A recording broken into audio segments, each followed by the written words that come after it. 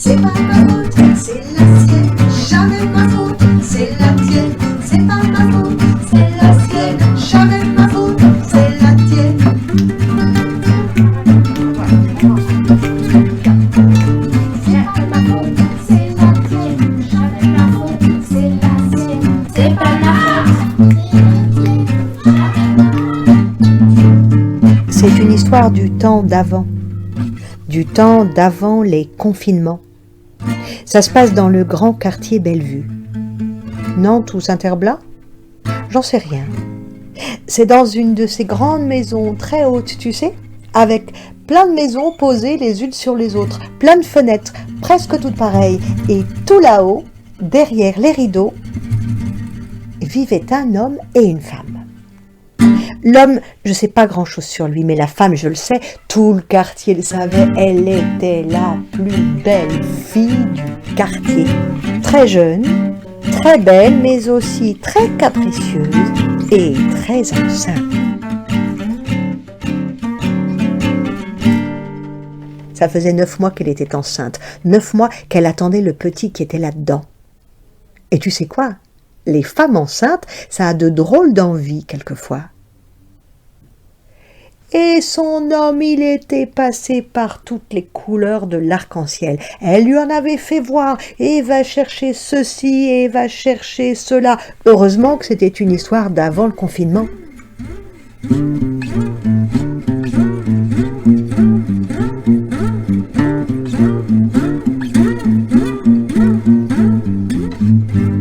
Ce jour-là, elle a dit « Je veux de l'eau pure et sauvage ». Waouh! L'homme a pris l'ascenseur, il est descendu, il a regardé autour de lui, et il y avait le parc du Clos Fleury. Ici, il y avait de l'eau, pure sans doute, bœuf, sauvage, pas trop. Alors, il a poussé plus loin, du côté du Boisgeau. Là, il y avait un ruisseau avec de l'eau sauvage, oui, mais pure, bof, pas trop. Et c'est alors que l'homme s'est rappelé ses cours de géographie. La Loire est un grand fleuve, un des derniers grands fleuves sauvages. Alors il a descendu le boulevard, il est allé jusqu'à la Loire. Il a trouvé un endroit tranquille, tu vois, il a sorti son jerrycan, il l'a rempli d'eau, il a rebouché son jerrycan, il allait repartir quand il a vu le loup. Le loup qui lui a dit « Tu prends mon eau, je te mange ». Mais l'homme n'avait pas du tout envie d'être mangé. Il a soulevé son jerrycan, il a couru, remonté le boulevard, il a pris l'ascenseur, il est remonté, il a fermé la porte, mis le loquet, et il n'a rien dit. C'est pas ma faute, c'est la sienne. Jamais ma faute, c'est la tienne. C'est pas ma faute, c'est la sienne. Jamais ma faute, c'est la tienne.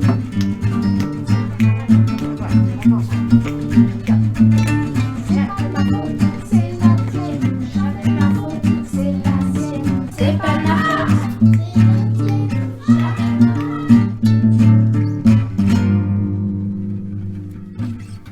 Peut-être qu'il aurait dû dire quelque chose à sa femme, mais il n'a rien dit. Ce qui fait que quand la femme a terminé toute l'eau, elle a dit « Va m'en chercher d'autres ». Et pour la première fois, il a dit non. Sa femme a dit quoi non ? « Va m'en chercher d'autres ». Il a répété non, sans explication. La femme, en colère, a dit « Puisque c'est comme ça, toute enceinte que je suis, j'irai moi-même ». Elle est arrivée en bas, elle a descendu le boulevard, elle est arrivée jusqu'à la Loire. D'accord, c'est une histoire d'avant le confinement, mais à l'endroit où elle était, il n'y avait personne. Alors elle a rempli son jerrycan, et comme il n'y avait personne, elle s'est dit « Je pourrais peut-être aussi me baigner ». Alors toute enceinte qu'elle était, elle s'est déshabillée au soleil de l'été. Et elle est entrée dans l'eau. Elle a nagé sur le dos, sur le ventre. Elle a bu de l'eau. Elle a joué avec l'eau. Elle s'est lavée avec l'eau et ça a duré.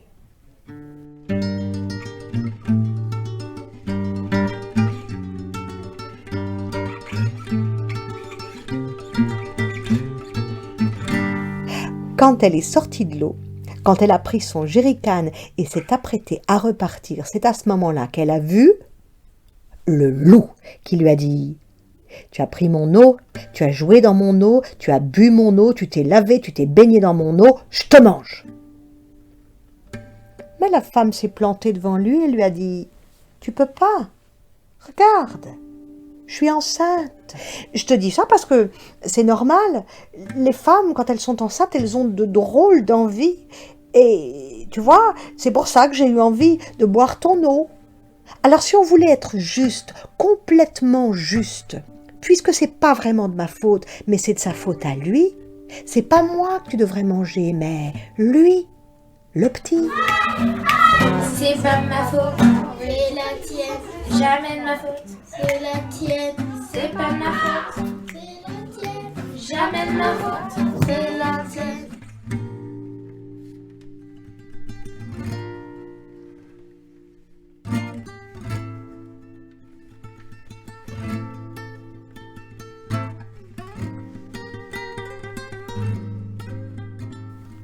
Le loup a regardé la femme.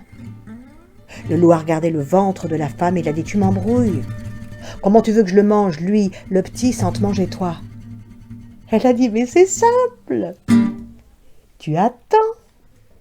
Dans un mois, j'accouche, t'attends encore un peu, 5 ou 6 ans, allez, 7 ans, il sera grand, il y aura à manger, je te le donne. » Marché conclu, a dit le loup.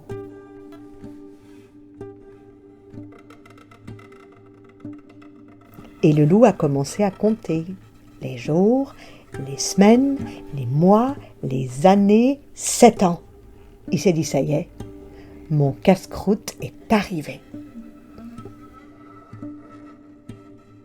Alors le loup est allé chez la femme, il a frappé à la porte et il a dit, tu me le donnes ? Et la femme a dit, bien sûr. Chose promise, chose due. Écoute, il s'appelle Nono. Il joue en bas, sur le terrain vague au pied de l'immeuble. Fais attention, il est malin, c'est ça le problème. Mais tu sauras le reconnaître. Aujourd'hui, il a un petit foulard rouge autour du cou. Alors le loup prend l'ascenseur, le loup redescend, va dans le terrain vague. Il y a là des enfants qui jouent. En effet, Nono voit arriver le loup. Nono décroche son foulard rouge, il le tient au-dessus de sa tête et il crie « Hé les gars, on joue au loup foulard !» Il lance le foulard est là, et puis il est là, il est là, il est là, une fille le rattrape, un autre garçon, et le foulard est partout.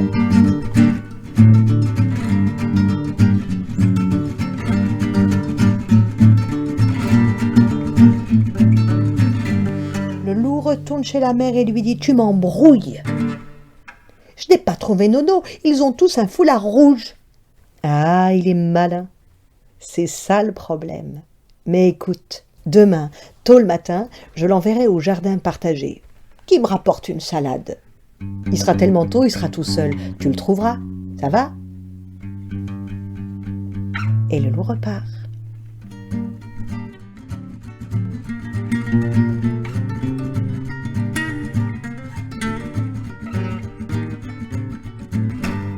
Le lendemain, Nono, qui obéit à sa mère, va au jardin partagé. C'est juste avant d'y arriver qu'il croise une vieille qui a déraillé. En fait, ça veut pas dire qu'elle déraille, ça veut pas dire qu'elle a perdu la tête, ça veut dire que son vélo a déraillé, la chaîne de son vélo a lâché. Et Nono la voit tout embêté, lui, il sait faire, il dit « Laissez, je vous la remets ». Nono remet la chaîne de vélo. Et la vieille lui dit « Tu es gentil ? Ce serait dommage que le loup te mange. Tiens, prends ça. » Elle lui donne un petit bâton. Avec ça, tu peux te changer en n'importe quoi. Waouh ! Nono remercie la vieille et il s'en va au jardin. C'est grand, il y a des arbres, des plantations. Il a envie d'essayer son bâton. Alors hop, il est une abeille bourdonnante dans le soleil. Et hop, il est une souris qui court entre les herbes. Et hop, il est un papillon et hop, un ver de terre. Et ainsi, Nono joue toute la matinée.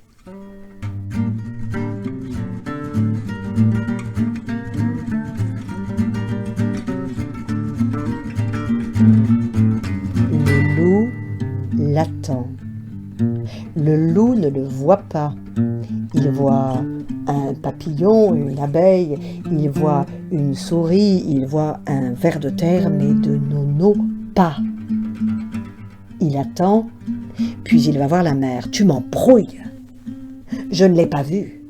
J'ai vu un papillon, j'ai vu une souris, j'ai vu un ver de terre, mais de Nono pas. Ah, dit la mère, il est malin. C'est ça le problème. Écoute, la nuit prochaine tu l'auras. La nuit prochaine, moi, je vais au cinéma. Et quand je fais ça, Nono dort toujours avec son père. Alors, tu rentres dans la chambre. La tête qui n'a pas de cheveux, c'est celle du papa. Tu n'y touches pas. La tête d'à côté, c'est celle de Nono. Tu la prends, tu la croques, je m'en tape. Ça va? Et le loup s'en va. La nuit prochaine, il mangera Nono.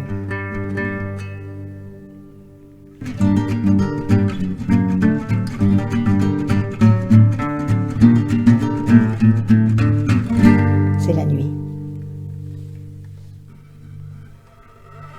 Dans le quartier, le loup avance comme une ombre, à pas de loup.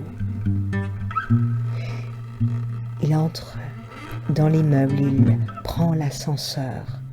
Tout au bout du couloir, la porte est entr'ouverte. Le loup entre dans l'appartement. La porte de la chambre est entr'ouverte aussi. Il fait noir. C'est à tâtons que le loup s'y repère. Il essaye de se souvenir. La tête qui n'a pas de cheveux, la tête tondue, on n'y touche pas. C'est celle du papa. La tête d'à côté, je peux. Alors il la prend, il la croque comme une pastèque. Il croque.